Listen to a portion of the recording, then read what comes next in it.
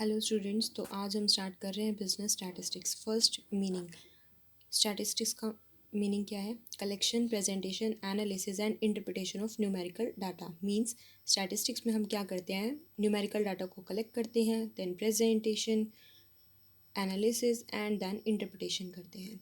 Means हम numerical data को लेते हैं जिसका कि हम कलेक्शन, प्रेजेंटेशन, एनालिसिस और इंटरप्रिटेशन करते हैं। अब जो स्टैटिस्टिक्स की जो ये मीनिंग है उसको हम रिमेंबर कर सकते हैं एक न्यूमोनिक से, that is COPAI। Means collection, organisation, presentation, analysis and interpretation of data. Next आता है इसका जो मीनिंग है वो प्लूरल सेंस में होता है न्यूमेरिकल फैक्ट्स, और सिंगुलर सेंस में इसका मीनिंग बताया गया है group of methods use to collect, analyse and present. Next इसके फीचर्स क्या होते हैं? फीचर्स में आता है कि ये इन्वॉल्व करता है नंबर्स को।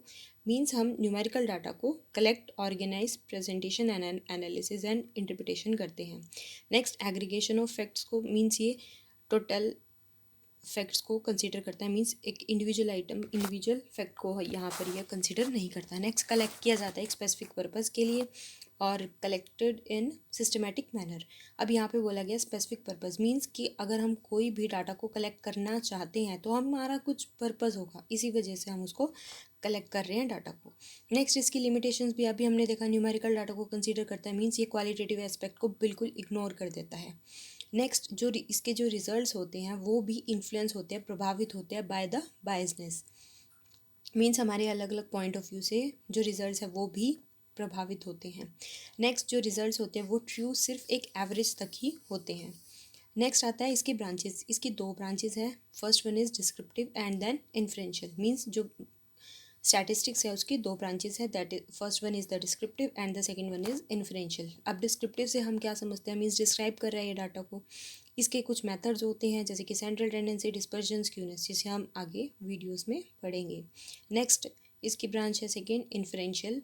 इन्फ्रेंशियल में हम इन्फ्रेंस करते हैं, मीन्स हम कंक्लूजन्स ड्रॉ करते हैं। इसमें भी हम कुछ मेथड्स का यूज़ करते हैं जिसमें हम बहुत सारे टेस्ट का यूज़ पढ़ेंगे, जो कि हमारे हाइपोथेसिस टेस्ट है, जिसमें कि हमारे जी टेस्ट, एफ टेस्ट, ये सब होते हैं। नेक्स्ट आता है डिस्क्रिप्टिव और इन्फ्रेंशियल में डिफरेंस क्या होता है? जो डिस्क्रिप्टिव वो डिस्क्राइब करता है और समराइज करता है डाटा को, और इन्फ्रेंशियल में हम प्रेडिक्शंस करते हैं। डिस्क्रिप्टिव जो है वो डिस्क्राइब करता है कैरेक्टरिस्टिक्स ऑफ सैम्पल, और जो इन्फ्रेंशियल है वो कंक्लूजन बताता है डाटा जो भी हमने कलेक्ट किया उसके लिए। जो डिस्क्रिप्टिव है उसमें हम क्या करते हैं? COPAI, collection, organisation, presentation, analysis and interpretation. और इसमें इन्फ्रेंशियल में हम conclusions, comparison, estimation, cause effect, hypothesis testing. जो डिस्क्रिप्टिव है उसका फंक्शन होता है डिस्क्राइब करना डाटा को, और इन्फ्रेंशियल का जो फंक्शन होता है वो होता है कंक्लूड अबाउट पॉपुलेशन। जो डिस्क्रिप्टिव होता है उसमें हम रिजल्ट्स कैसे शो करते हैं? चार्ट्स और टेबल्स की हेल्प से, और इन्फ्रेंशियल में हम प्रोबेबिलिटी। नेक्स्ट आता है टूल्स कौन कौन से यूज़ किए जाते हैं डिस्क्रिप्टिव में? सेंट्रल टेंडेंसी और डिस्पर्जन, और इन्फ्रेंशियल में हाइपोथेसिस टेस्टिंग और ANOVA. ANOVA means analysis of variance. Next आता है हमारे पास टॉपिक पॉपुलेशन एंड सैम्पल। अब जो पॉपुलेशन है वो होल यूनिवर्स की बात कर देता है, और उसी में से हम कुछ पोर्शन निकाल देते हैं, दैट इज़ द सैम्पल। अब जैसे बात की जाए कि कॉमर्स के कितने बच्चे टीचर्स बनना चाहेंगे, तो जो कॉमर्स हो गया वो हमारी पूरी होगी पॉपुलेशन, और उसमें से टीचर्स कितने बनना चाहते हैं, that is the sample. Means जो कॉमर्स हो गया वो पूरा होल हो गया, तो होल को हम बोल देंगे पॉपुलेशन। पॉपुलेशन में से कुछ जो बच्चे टीचर्स बनना चाहते हैं, दैट इज़ द सैम्पल। फिर जो पॉपुलेशन है उसके कैरेक्टरिस्टिक्स बताता है पैरामीटर, और जो सैम्पल है उसके कैरेक्टरिस्टिक्स बताता है स्टैटिस्टिक्स। फिर आता है पॉपुलेशन के साइज़ को हम